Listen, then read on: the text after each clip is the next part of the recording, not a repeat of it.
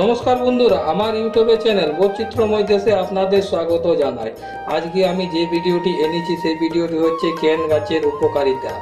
এই গাছ আমাদের ধারে পাশে, রাস্তার ধারে, দুই ধারে বর্তমান ভারতে সব জায়গায় দেখতে পাওয়া যায়।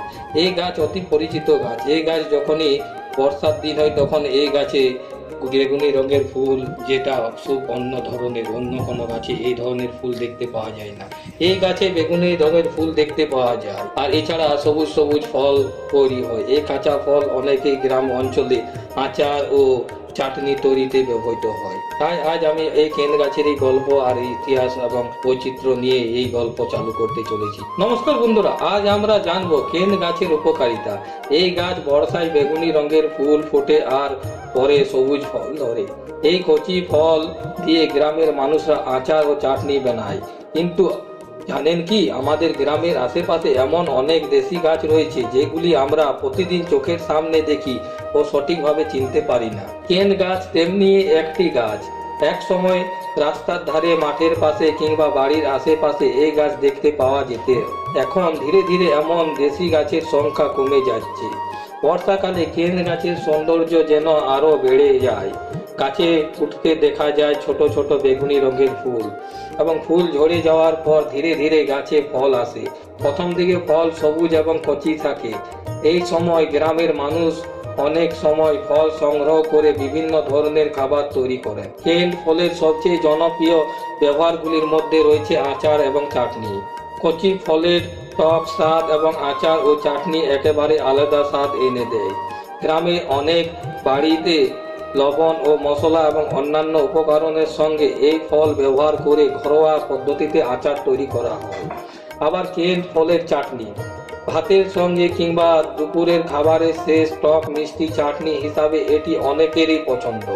বিশেষ করে গ্রামের পুরনো দিনের খাবারের কথা উঠলে কেন ফলের আচার এবং চাটনির কথা অনেকের মনে পড়ে যায়। শুধু খাবার হিসাবেই নয়, দেশি গাছ হিসাবেও কেন গাছের পরিবেশগত গুরুত্ব রয়েছে। একটি বড় গাছ তার চারপাশে পরিবেশ ছায়া দেয় এবং বিভিন্ন পাখি, ছোট পাখিদের জন্য আশ্রয়ের জায়গা তৈরি করতে পারে।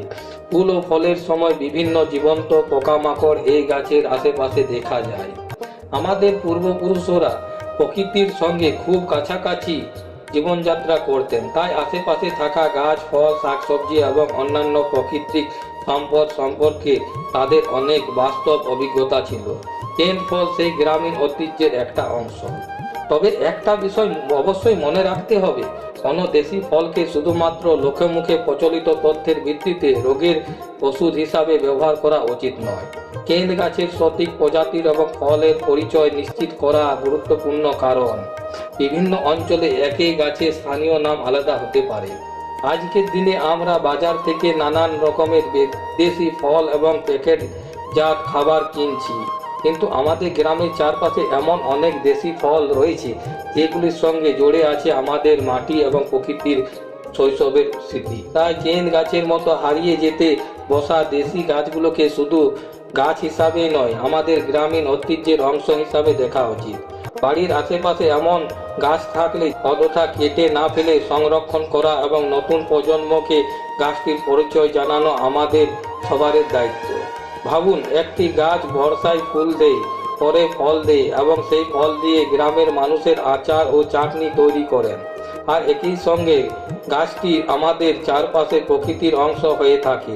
সত্যই গ্রামের সাধারণ দেখতে এই গাছগুলোর মধ্যে লুকিয়ে আছে আমাদের কতকগুলি পুরনো স্মৃতি। আপনার এলাকায় কি কেন গাছ রয়েছে? ছোট্টবেলায় কি কেন ফলের আচার বা চাটনি খেয়েছেন? যদি খেয়ে থাকেন তাহলে এই স্মৃতিটা কমেন্টে অবশ্যই শেয়ার করুন। ভিডিও ভালো লাগলে অবশ্যই একটা লাইক দিন, আপনাদের বন্ধু এবং পরিচিতদের সঙ্গে শেয়ার করুন। আবার গ্রামে হারিয়ে যেতে বসা দেশি গাছ ও ফল ফুল এবং পুরনো দিনের খাবারের গল্প জানতে আমাদের সঙ্গে থাকুন। ধন্যবাদ। আবার দেখা হবে নতুন একটি দেশি গাছের অজানা গল্প নিয়ে। নমস্কার।